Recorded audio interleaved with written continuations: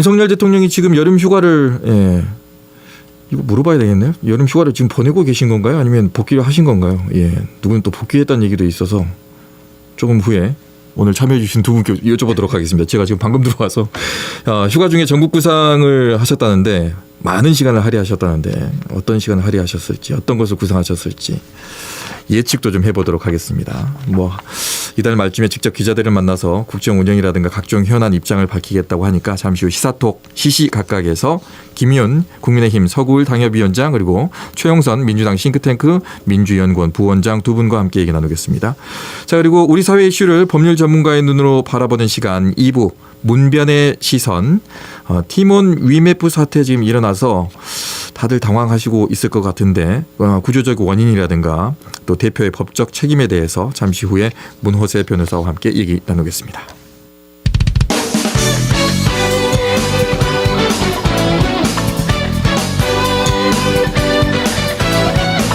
여러분께서는 지금 시사 골든타임 시사톡 라이브를 듣고 계십니다.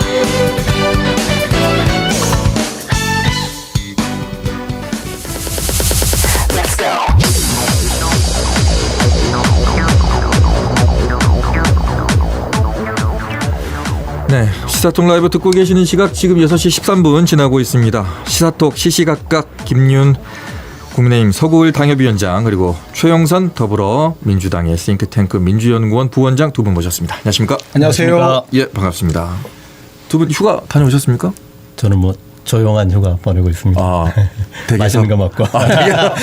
더워가지고 안 나가는 게 좋을 것 같아요. 묵혀뒀던 숙제. 네. 그리고 올림픽 보고. 올림픽 보고. 예. 최영선 부원장께서는? 저는 아직 안 갔고요. 다음 주에 가족들하고 강원도 다녀올 예정입니다. 강원도가 요즘 뜨고 있다고. 네. 거기 올라가면 산이 그냥 시원해서. 인제 자작나무 숲이 있는데 네. 저희 와이프가 자작나무 숲을 한번 가보고 싶다고 하셔서 제가 운전을 하고 모시고 가기로 했습니다. 예. 사진 많이 찍어 주십시오. 네. 그렇습니다. 네. 휴가 얘기가 나와서 여쭤보고 싶습니다. 윤석열 대통령이 휴가 복귀했습니까? 아직 복귀 안 하신 걸로 했습니다. 예. 지금 저도에 계시죠, 저도. 예. 그래요? 예. 네. 확실한가요? 네. 확실합니다. 제가 알기로. 확실한가요? 예. 네. 거기서 그러니까 근처에 진해나 통영이나 네. 또 이제 김건희 여사님은 저기 부산 네. 거기를 이제 거점을 하고 이렇게 다녀오시는 것 같아요. 잠깐씩. 잠깐씩 이쪽도 좀 오시면 안 되나요? 그러니까 사실은 이제 그 문재인 대통령 때는 네. 평창을 들렸다가 진해의 해군 기지에 있는 휴양소를 가시기도 했고 네. 2018년도에는 안동에 들렸다가 대전에 들렸다가 계룡대에 있는 군 휴양소에서 휴가를 이제 2회만 보내셨거든요. 네. 그 뒤로는 다 관저에서 그냥勤무하셨고. 근데 이제 윤석열 대통령님도 지금 벌써 3번째 휴가신데 네. 너무 한쪽으로만 가시면 네. 또 뭐 좋은 사람만 계속 만날 수는 없잖아요. 네네. 이런 사람 저런 사람 다 만나서 이야기도 들어보는 게 국정 운영에 복귀하셨을 때 메시지를 내고 행보하실 때 되게 도움이 되기 때문에 네. 오셨으면 좋겠는데 아직까지 계획이 없으신 것 같아요. 제가 대통령실 비서실이라면 거기 한번 그래도 호남 지원 한번 들리셔야 될 것 같습니다. 이러면 얼마나 좋았을까? 제가 호남 위원장으로서 네. 요청드리겠습니다. 이것도 한번 들리십시오. 아니 양동시장에도 통닭도 그러니까요. 맛있고 예. 이렇게 그렇지. 맛집이 얼마나 많은데. 그리고 만약에 그렇게 다니실 바에야 네. 차라리 저는 쉬실 거면 확실하게 네. 거기 저기서 쉬시는 게 낫지 않을까. 이거 뭐냐면은 예. 바쁘시잖아요. 그리고 네. 오히려 우리 같은 이제 일반 서민들은 네. 매여 있다가 휴가 때 되면 이제 여행 떠나는 거고 네. 오히려 대통령은 네. 휴가 때는 오히려 자기 성찰의 시간을 충분히 좀 갖는 게 더 나을 수도 있지 않을까. 제 개인적인 의견으로 그렇습니다. 그리고 이왕 이제 그래도 대통령 네. 성격이 좀 이렇게 활발하게 움직이시는 편이잖아요. 네네. 그러실 거면 광주도 좀 오십시오. 네. 저도 요청드립니다. 그래요. 좀 예. 오시고 그러면 예. 참 좋죠. 좋죠. 예. 다른 쪽으로 저희가 해석하려고 하는 건 아닙니다. 근데 이제 어제 저희가 또 장선철 소장하고도 또 이제 인터뷰를 했는데 물론 준비를 하고 있을 거라고 생각합니다만은 민생 토론이 광주만 지금 안 열리고 있는 거 하실 겁니다. 예, 알기로. 하시겠죠. 하시겠는데 이미 그건 강기정 시장하고도 소통을 하고 있는 걸로 저는 그렇게 알고 있습니다. 너무 타이밍이 늦어지는 게 아닌가 그런 생각도 좀 들기도 하고 관련해서 그냥 겸사겸사 그런 걸 여기서 하면서 휴가도 보내셨다면 이 어려운 전국에서 또 헤쳐나갈 수 있는 돌파구가 있지 않았을까라는 생각이 드는데 더 큰 생각 중이시겠죠. 근데 이제 전국 구상 중이시라는데 어떤 게 구상 중이실까 좀 궁금합니다. 예측을 하신다면. 이미 어제 일부 좀 이렇게 공개가 됐는데요. 네네. 그 포인트는 8월 15일에 맞춰져 있습니다. 광복절이지 않습니까? 네. 그때 새로운 그 어떤 비전을 담은 통일 방안을 그때 제시하겠다. 통일 방안? 예. 새로운 통일 방안을 지금 제시하는 걸 그 주된 목표로 하고 있는 걸로 저는 그렇게 알고 있습니다. 예. 그리고 지금 이제 북한이 완전히 핵무장 국가가 된 이후에 그 김정은 정권 하에서 지금 남북 관계가 지형이 완전히 지금 달라지고 있지 않습니까?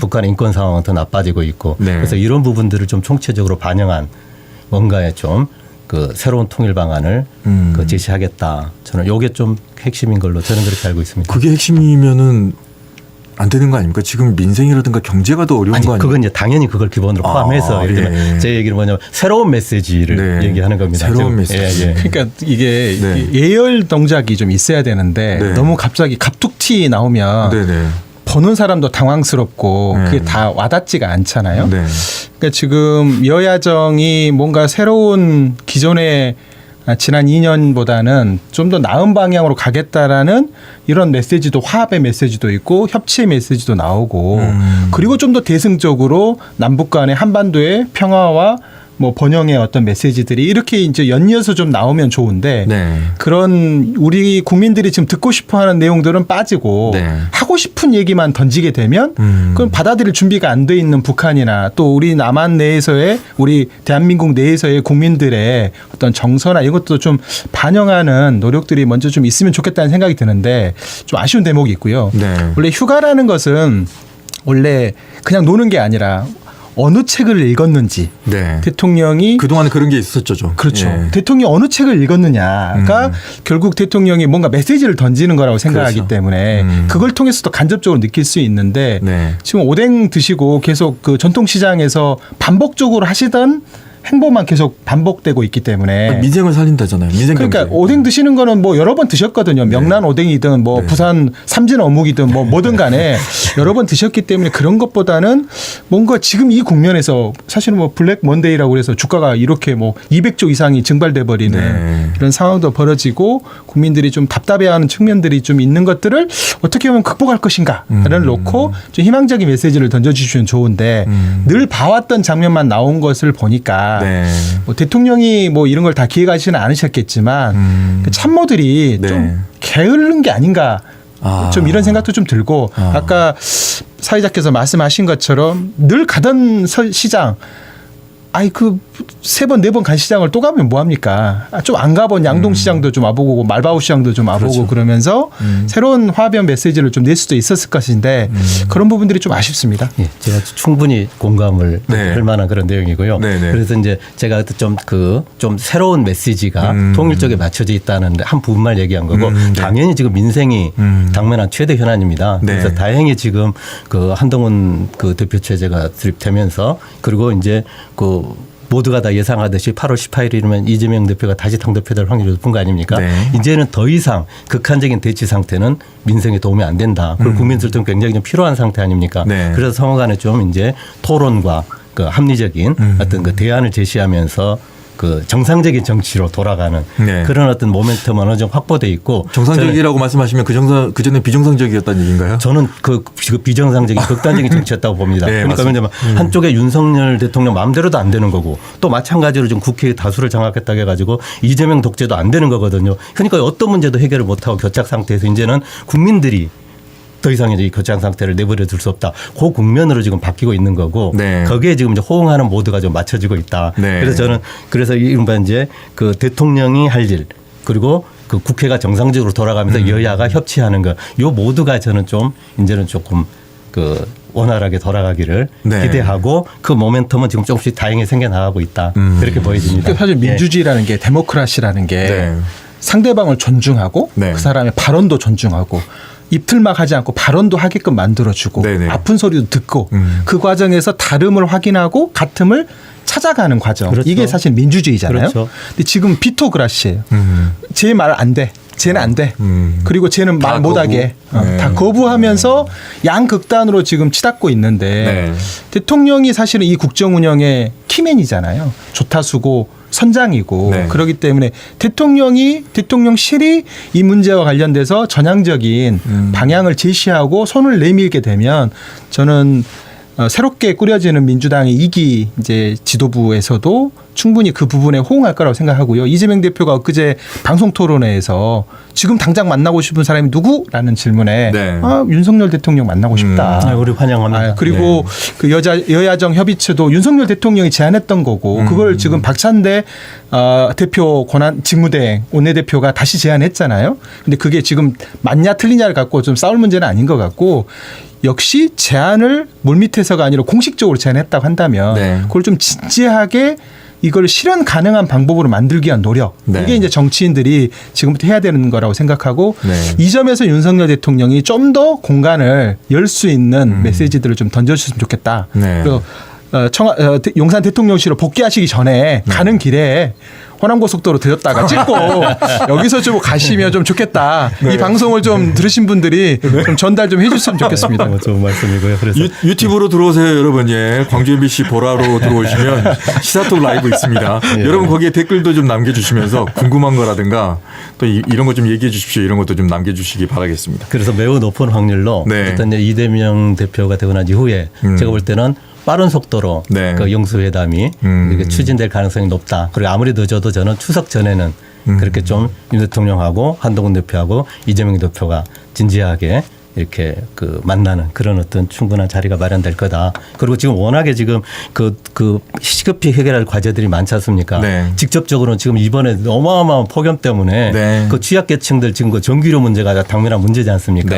그리고 이런 부분들에 대해서 충분히 저는 빠른 속도로 여야가 합의할 수 있는 그런 상황일 것 같고 그다음에 이재명 대표가 그 전향적으로 제기했던 문제가 있어요. 그 종부세 문제하고 금융투자소득세. 그러니까 이 문제에 대해서 제가 볼 때는 이제 공간이 열렸다. 그래서 정말로 이제 정쟁이 아니고 어느 게 정말로 국민들 다수들한테 그 도움이 될 거냐 이런 식의 저는 토론이 좀 이어지면서 저는 이제 정치가 아까 제가 정상화된다고 했는데 그러니까 어느 쪽도 지금 이렇게 일방적으로 승리할 수 없는 상황이라는 거 명백해졌거든요. 그러면은 대통령도 좀 더 이제 합리적으로 양보할 건 양보하고 마찬가지로 더불어민주당 이재명 대표도 이제 조금 더 이렇게 그러면 예를 들어서 그 말을 하셨는데 뭐 전기세 얘기를 하셨잖아요. 그럼 폭염으로 인해서 전기세가 많이 나왔다는 거잖아요. 네, 그렇죠. 폭염으로 인해서 일상적으로 좀 늘어난 것들이 있습니다. 어쩔 수 없이 써야 되는 것들 그런 것들을 지원하기 위해서 세부적으로 이렇게 전기세 뭐 지원 이렇게 할 게 아니라 그럼 예를 들어서 전 국민 25만 원 지원을 해가지고 그런 것들을 모두 다 해결합시다 이렇게 말을 하면 어떻게 받아들여요? 저는 그래서 25만 원 지원금에 대해서도 무조건 반대할 게 아니고 제가 볼 때는 이것도 저는 그 공개적인 합리적인 토론의 장을 열어서 어느 게 더 가장 효과적으로 이게 지원 어쨌든 지원 대책이 마련될 수 있을지 여기에 대해서 저는 그 이제 정치가 답을 해야 된다. 야당의 입장에서 보면 사실은 지금 우리가 중장기적으로 국가가 꼭 해야 되는 일들이 있잖아요. 연금을 개혁하는 문제라든지 뭐 이런 문제들을 지금 당장 막 그렇게 결론을 낼 수는 없겠더라도 그 논의를 시작하는 합의를 한다던가 아니면 민생 개혁과 관련된 민생 현안과 관련된 또 민생의 지원과 관련된 것들을 여당이 추진하고자 하는 내용과 야당이 추진하고자 하는 내용들을 테이블에 올려놓는 겁니다. 그래서 그 중에서 쟁점이 좀 덜 될 만한 것들 우선적으로 처리하게끔 안들을 만들어가는 이 과정이 결국 협치가 복원되는 과정이거든요. 그동안에는 지금 뭐 보편적 지원 그렇게 말하면 상대 쪽에서는 선별적 지원 부딪혀가지고 이게 안 되는 거죠. 그러면 이제 피토그라시 아까 말씀드린 것처럼 안 되는 거고 앞으로는 그렇게 하면 안 되잖아요. 그래서 그 공통의 지점을 얼마나 잘 찾아내느냐가 이제 이 새롭게 꾸려지는 여야의 당 대표들의 또 역량을 보여주는 과정이 될 수도 있고 윤석열 대통령도 새로운 어떤 이 상태로 임기 말까지 갈 수는 없잖아요. 없습니다. 그러면 아무 성과를 내지 못하고 끝나버릴 거기 때문에 뭔가 성과를 내고 싶다고 한다면 야당을 국정 운영의 파트너로 인정을 하고 본인이 지난 시기에 그 이재명 대표 만났을 때 제안했던 여야정 상설협의체 그건 2018년에 한번 운영해 본 적도 있는데 이제 이런 것들을 이번 윤석열 정부 하에서도 한번 구체화될 수 있게끔 이렇게 하는 노력들이 좀 필요한 상황이고 그래서 대통령의 메시지 이번 휴가를 다녀오시고 나서의 메시지가 굉장히 중요하다. 네. 그래서 저도에만 머무시면 안 된다. 저는 그렇게 생각합니다. 아까 말씀드린 것처럼 우리 그러니까 이런 부분을 깊이 있게 성찰하실 거면은 좀 더 자기 자신을 가다듬는 게 도움될 수 있다니까요. 네, 네, 그리고 25만 원 문제 같은 그 취지는 저도 공감하거든요. 지금 뭔가 지금 그 서민 경제 활성화를 위해서 뭔가의 대책은 적극적으로 필요하거든요. 근데 이제 상당한 정도의 합리적인 국민들이 또 이제 문제시하는 거 뭐냐면 이걸 전부 다 무조건 나눠줘야 되는 게 맞는 거냐. 그리고 13조 원이라는 재원이 어쨌든 생체로 투입돼야 되는데 이 부분에 대한 우려도 분명히 있는 거거든요. 아니 전기세도 많이 나오던데요. 아니 그건 뭐냐면 세금을 때려도 이미 그건 저기 에너지 바우처 네. 해가지고 그 예산이 아예 편성돼 있습니다. 네네. 그걸 지금 저기에 집행하는 거기 때문에 네. 그건 이제 새로 추가되는 건 없거든요. 네. 그러니까 그건 할 수 있는 건 바로 하자라는 제가 거고. 말씀드린 것은 그 있는 예산을 가지고 이제 쓰는 건 아무런 문제가 없는 거죠. 네네. 근데 이제 중요한 건 이런 폭염이라는 예를 들어서 아니면 다른 상황, 네. 이제 상황이 일상적이지가 않고 특별한 상황이 됐잖아요. 그러면은 거기에 맞게 국민들은 어쩔 수 없이 써야 되는 비용들이 나오게 돼 있는데 그게 이제 25만 원 지금 그렇죠. 관련된 문제. 그래서 그러니까 이 부분에 제가 우려를 말씀. 이런 우려까지도 이제 공론의 테이블에 올려놓고 좀 더 가장 나은 대안을 찾아보자 이렇게 하자라는 거죠. 근데 제가 된다 안 되더라고 부딪히지 말고. 국정상황실 그래서 얘기입니다. 선임행정안으로 있을 때 네. 전국민 재난지원금을 줄 거냐 말 거냐 90%만 줄 거냐 80%만 줄 거냐 그때도 그런 논의가 논란이 있었어요. 있었는데 행정관리 비용이 엄청나게 늘어납니다. 이 10%를 걸러내는 과정에. 그래서 그것으로 인한 기회비용까지 따지고 본다고 한다면 네. 지금 당장 지금 경기가 더 둔화될 거라고 생각하는 그런 우려들 때문에 주가가 폭락하는 거 아닙니까? 네. 그리고 자영업자들이 지금 아우성을 치고 있고 지금 우리 상황 자체가 굉장히 좀 어렵다는 걸 다 느끼고 있기 그럼요. 때문에 네. 뭔가 특단의 대책을 필요하다라는 게 국민들의 생각이고 국가의 존재 이유라는 게 사실은 거기에 있는 겁니다. 재정 정책이라는 것은 국민의 삶이 좀 나아질 수 있는 방향으로 좀 더 투입을 할 수 있는 돈들이 투입되더라도 해야 되는 거 아니냐. 그냥 시장에만 맡기면 안 되는 거 아니냐라는 그런 고민들이 있어서 그럼요. 지금이 그 적기다. 이렇게 생각합니다. 지금 이렇게 그 민생과 관련된 것들에 대해서는 대통령이 전향적으로 좀 바뀔 가능성이 있다고 보십니까? 저는 불가피합니다. 바뀐다? 그리고 이번에 전당대회 때 한동훈 대표를 강력하게 밀어올렸던 민심 당심이 저는 그 방향으로 가고 있다. 자, 그러면 그거는 조금 이제 지켜봐야 되겠지만 우리가 조금 좋은 쪽으로 지금 기대를 해볼 수 있는데. 불가피하다. 저는. 그런데 예를 들어서 이런 거 최상병 관련 특검 그리고 뭐 방송사법 그리고 노란봉투법이라든가 이런 것들이 만약에 올라오게 되면 대통령은 어떻게 바뀔까요? 지금 더불어민주당이 낸 부분들은 제가 볼 때도 악법입니다. 지금도 악법이다. 이 부분에 대해서는 저는 거부할 수밖에 없는 상황이고 어떤 면이 악법이라고 생각하시는 거예요? 지금 예를 들어서 언론사법이라고 하는 부분들은 제가 볼 때는 결국은 그 본질을 뜯어보면은 지금 더불어민주당 내지는 이렇게 민원연, 민노총 요 부분이 중심이 돼가지고 다수의 자기들이 원하는 이사를 구성해가지고 그걸로 방송을 장악하겠다는 의도를 누가 봐도 숨길 수가 없거든요. 그게 일방적이라는 건 그건 금방 이렇게 조금만 그 분석해 보면 나옵니다. 그래서 그렇게 밀어붙여 갖고는 안 된다. 그러니까 저는 똑같이 뭐냐면은 이진숙 방통위원장 지금 이제 완전히 지금 방송통신위원회가 지금 그 국가기관을 정상적으로 작동을 못하는 상태까지 와버렸지 않습니까? 제가 이걸 얘기하려고 하지 않았는데 자연스럽게 여기로 왔으니까 얘기하는 겁니다. 그러니까 좀 사전에 이 얘기하자고 한 적이 없었어요. 그러니까 이제 뭐냐면 그 부분에 대해서도 저는 비록 제가 그것도 여당의 당협위원장이지만 저는 좀 비판적이거든요. 그렇게밖에 할 수 없나. 근데 마찬가지로 저는 방송사법도 그렇게 본다는 거죠. 그러니까 이것도 합리적인 토론이 필요하다. 대통령께서 뭔가 국면을 전환하고 싶으시다면 과거의 방법을 좀 바꾸셔야 되는 거고 이번에 휴가 기간에 이거를 거부권을 행사하시게 되면 오히려 더 이 일을 풀어나가는 데 있어서 어려움이 될 수 있기 때문에 저는 충분히 이번에 이제 협상의 채널들이 가동이 되지 않습니까? 되고 있고 오늘 여야의 그 수석 원내 부대표들이 만나서 논의를 하고 있고 또 정책위 의장이 만나서 논의를 진행하기 때문에 이런 과정들이 결론을 낼 수 있게끔 지금 쟁점이 되는 법안들에 대한 이번에는 어떻게 하는데 다음에는 어떻게 우리가 그러면 새로운 안들을 합의한 안들을 만들어 볼 것이냐를 좀 더 이렇게 구체적인 안들을 놓고 논의해야지. 저도 그렇게 나가요. 이건 안 되고 저건 되고 저거는 우리가 필요하니까 되고 이건 너희들이 원하니까 안 되고 이런 방식으로 가서는